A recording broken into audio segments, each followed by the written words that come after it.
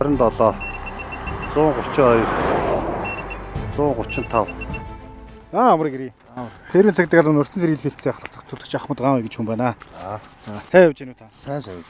Хаанаас хаа үрж байна? Доронтоос Улаанбаатар гарч. Улаанбаатар руу. Ямар ажилд тавьж байгаа лээ? Одоо хичээл сургууль орсон хүүхдүүдэд хөргөж өгөөл. Хүүхдүүдэд хөргөж өгөөд.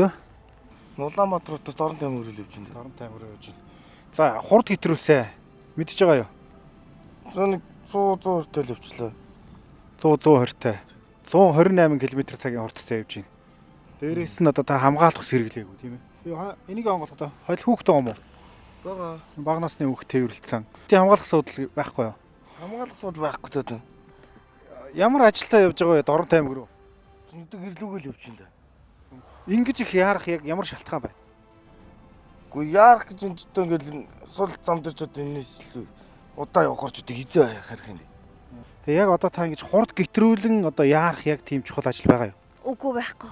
Харин Тэгээ яг хэтрүүлсэн гэдгээ сайн анзаарсангүй нөгөө саяхан нөгөө машинаа солилцсон болохоор хянах маань ийшээ олцсон. Тэгээ доош яг ингээ хараа яваад хаа нөгөө анхаарал жоохон сонирнаад. Тэгээ тэрнээсээ болоод. За хурд хэтрүүлсэн. Хэдэн километр цагийн хурдтай орж ирсэн гэж бодож байна? 189 л явсан. 89-тэй явсан гэж бодож байна уу? Бидний хурд хэмжигчин дээр та 127 км цагийн хурдтай орж ирсэн. Бичлэгтэйгээ байж байгаа. Бичлэгээ үзэх үү? Одоо үзээд явах. Хамгаалах усаа бас хэрэглээгүй. Зүрсэнгүүл явчлаа одоо. За та бичиг баримтаа шалгуулчих. Энэ зөрчлийн тухай хуулийн 14-7 зааснаар таны одоо тээврийн хэрэгсэл жолоодох эрхийг хасах ийм хэмжээний зөрчил үйлдлээ. Тэгэхээр бид одоо таны тээврийн хэрэгсэл жолоодохыг эрхийг хасах шаардлагатай болж байна. Энэ дээр санал гомдлоо юу? Одоо тэгээд юунаас болж ирэх асуулт гэж явах уу 89-т явчихад. Ер нь бүгд энэ зам дээр ингэж явдггүй л гэдэг ба шүү дээ.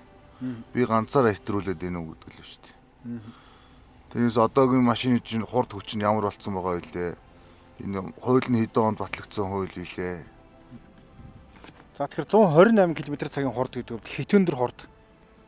За энэ орон нутгийн зам нь өөрөө нарийнхан 7-8 м энэ замтай. Энэ дээр та одоо 128 30 хөргөж ингэж тавих чинь тэгээд дээрээс нь бага насны хүүхд ингээд зориултын суудалгүйгээр тээвэрлсэн ингээд явж байгаа зөрчил нөрөө ноцтой зөрчлийн тоонд орно.